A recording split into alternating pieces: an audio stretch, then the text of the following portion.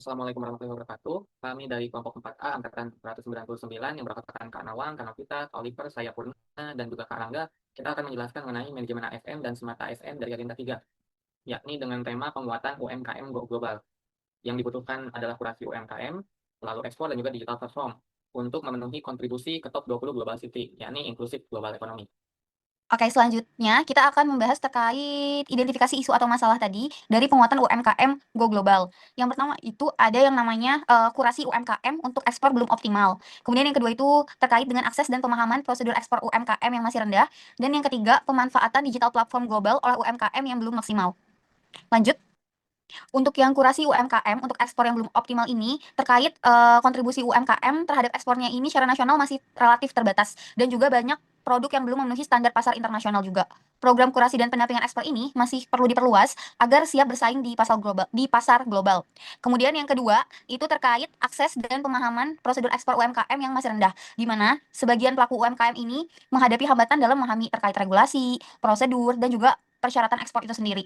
Kemudian keterbatasan informasi pasar luar negeri dan mekanisme ekspor juga menjadi faktor utama yang dapat menghambat ekspansi global. Kemudian yang masalah ketiga itu terkait pemanfaatan digital platform global oleh UMKM yang belum maksimal, di mana transformasi digital merupakan kunci dari peningkatan daya saing UMKM itu sendiri di pasar global. Tapi adanya hambatan tersebut tentunya akan mempengaruhi yang meliputi keterbatasan literasi digital, kesiapan organisasi, ataupun sumber daya teknologi itu sendiri. Selanjutnya, saya akan melakukan identifikasi isu masalah dengan menyambungkan dengan manajemen ASN. Yang pertama adalah kurasi UMKM untuk ekspor belum optimal. Keterkaitannya dengan manajemen ASN adalah manajemen ASN yang baik akan memastikan adanya ASN yang kompeten dalam menyusun standar, indikator, penilaian, dan mekanisme kurasi, serta berbasis kualitas sehingga proses seleksi UMKM siap ekspor lebih objektif dan terukur. Ada 3 peran ASN, yaitu perencana, pelaksana, dan pengawas. Berikutnya, untuk isu yang kedua, akses pemahaman dan prosedur ekspor UMKM masih rendah. Keterkaitan manajemen ASN dalam isu ini adalah manajemen ASN yang berbasis merit menuntut pengembangan kompetensi ASN agar mampu memberikan sosialisasi, edukasi, dan pendampingan, serta prosedur ekspor secara jelas, sederhana, dan mudah diakses oleh UMKM. Di sini perencanaan, pelaksana, dan pengawas seperti yang sebelumnya. Berikut. Untuk isu yang ketiga, pemanfaatan digital platform global oleh UMKM belum maksimal. Keterkaitan manajemen ASN dalam isu ini adalah pengembangan kapasitas dan evaluasi kerja manajemen ASN mendorong ASN lebih adaptif terhadap transformasi digital sehingga mampu membina UMKM dalam penggunaan marketplace internasional, digital marketing, dan sistem perdagangan berbasis teknologi. Perencana di dalam isu ini merancang digitalisasi UMKM dan lain-lain, pelaksananya dalam menyelenggarkan pelatihan digital dan pengawasnya sebagai memantau implementasi program yang ada. Berikutnya. Kemudian dari 3 masalah tersebut, kami analisis dengan metode AKPL, didapatkan isu utama yaitu pemanfaatan digital platform global oleh UMKM belum maksimal. Next. Kami kaitkan relevansi dengan karakteristik smart ASN. Yang pertama yaitu integritas. Yang ASN memastikan program digitalisasi UMKM dilaksanakan transparan, objektif, dan akuntabel. Kemudian profesional dengan memahami ekosistem e-commerce global, standar konten produk, dan alur transaksi lintas negara. Yang ketiga yaitu wawasan global, memahami tren pasar internasional, preferensi konsumen global, serta standar kualitas dan branding lintas negara. Yang keempat yaitu menguasai IT dan bahasa asing.